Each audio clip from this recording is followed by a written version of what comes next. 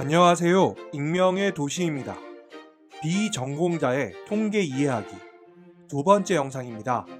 영상을 시청하시기 전에 구독과 좋아요 부탁드립니다. 이번 영상에서부터 본격적으로 기술 통계에 대해 설명을 시작해 보겠습니다. 우선 범주형 변수라는 것이 있습니다. 이는 해당 변수가 범주로 되어 있는 변수를 의미합니다. 예를 들면 결혼 유무, 거주하는 지역, 예를 들어 서울, 부산, 대구, 광주, 대전, 인천, 경기 등등, 혹은 고용 유무, 좋아하는 음악 장르, 종교 등 변수의 내용이 범주인 것들입니다. 이러한 변수들은 범주 간에 구분만 있을 뿐 사실상 숫자가 의미 없는 것입니다. 그러나 실제로 분석에서는 자료 입력 시 임의로 숫자를 부여합니다. 이 임의로 숫자를 부여한다는 것이 매우 중요한 점입니다. 기술 통계라고 하는 것은 자료의 정보를 요약하는 것을 말합니다. 그렇다면 기술 통계는 표현하는 방식이 중요한 이슈로 떠오릅니다.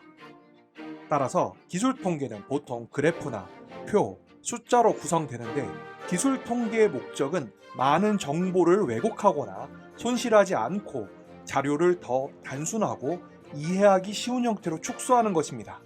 결국 자료에 대해 간략하게 파악하고자 하는 것입니다. 우선 표나 그래프로 기술 통계를 표현하는 방식에 대해 설명해 보겠습니다. 범주형 변수의 경우 특별한 방법은 크게 없습니다. 우선 쉽게 생각할 수 있는 방법은 범주를 나열하고 개별 범주의 관측 치수를 표시하는 것입니다. 다른 방법으로는 범주를 쉽게 비교할 수 있도록 범주의 비율 혹은 백분율도 보고하며 이를 상대 빈도라고 부릅니다. 비율은 범주의 관측 치수를 전체 관측 치수로 나눈 값입니다. 비율이기 때문에 값은 0과 1 사이의 숫자입니다. 이를 조금 쉽게 설명하기 위해 실제 자료를 이용해 보겠습니다. 이 자료는 2015년 미국의 가구 형태에 대한 자료입니다. 출처는 미국의 센서스 자료입니다. 이 표에서 연구 대상은 미국의 개별 가구이고 총 관측치는 1억 1630만 가구입니다. 여기에서 변수는 가구의 형태로 이는 범주형 변수이며 이 자료에서는 총 6개의 범주를 갖습니다. 이 중 가장 많은 빈도를 갖는 범주는 자녀가 없는 기혼 커플로 3370만 가구입니다. 그 다음으로는 자녀가 있는 기혼 커플로 2330만 가구입니다. 이 표에서도 여러분들도 알 수 있는 것처럼 빈도로 표현할 수도 있고 비율 혹은 백분율로도 표현이 가능합니다. 물론 이렇게 표를 통해서만 범주형 변수의 기술 통계를 나타낼 수 있는 것은 아니죠. 예상하는 것처럼 그래프를 통해서 나타낼 수 있습니다. 우리가 그래프를 작성하는 이유는 자료를 보다 쉽게 파악하기 위한 것입니다. 다음에 그래프를 보시겠습니다. 이 그래프는 막대 그래프라고 부르는데 막대 그래프에서는 각 범주 위에 그려진 직사각형의 막대가 있습니다.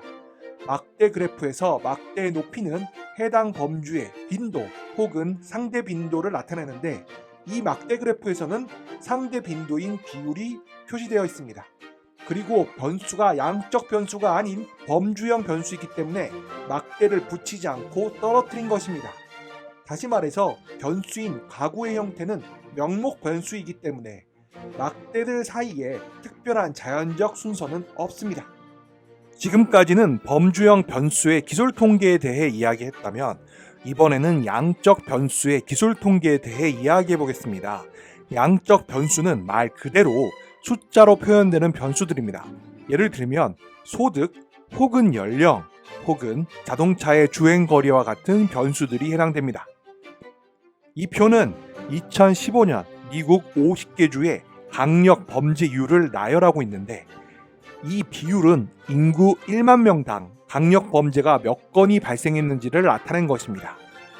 이 자료를 빈도 분포로 요약하기 위해서는 강력 범죄율에 대한 측정 척도를 1년의 간격으로 나누고 각 간격의 관측치 수를 집계하면 됩니다. 여기에서는 0에서 9, 10에서 19, 20에서 29, 30에서 39, 40에서 49, 50에서 59, 60에서 69의 간격을 사용하겠습니다.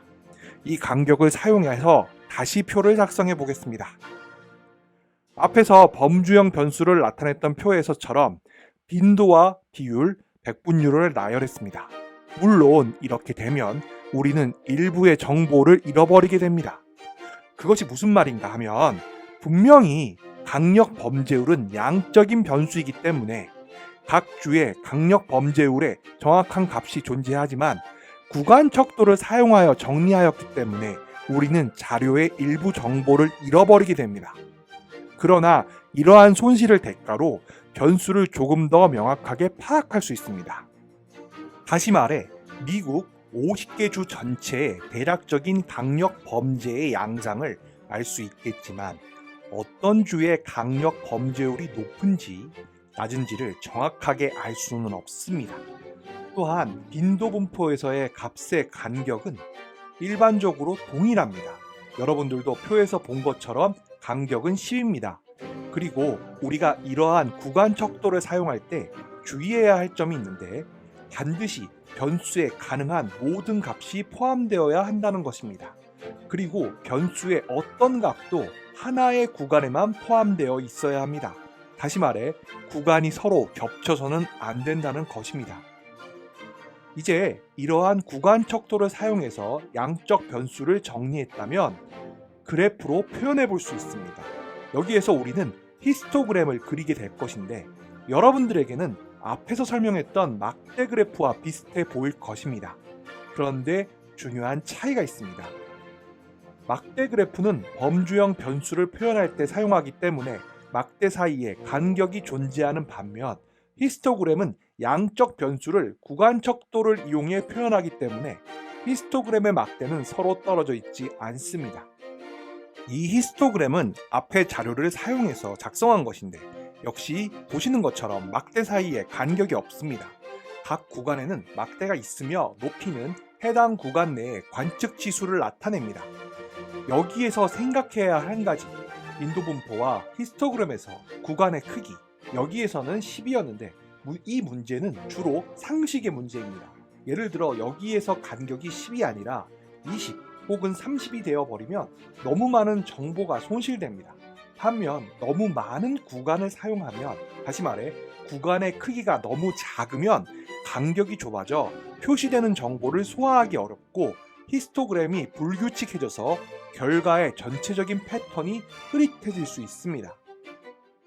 오늘은 간략하게 표와 막대 그래프 그리고 히스토그램으로 기술 통계를 나타내는 방법에 대해 이야기하였습니다. 다음 영상에서는 자료의 대표값에 대해 설명하겠습니다. 이번 영상은 여기까지입니다. 지금까지 시청해 주셔서 감사합니다. 이상 익명의 도시였습니다. 여러분의 구독과 좋아요는 영상 제작에 큰 힘이 됩니다.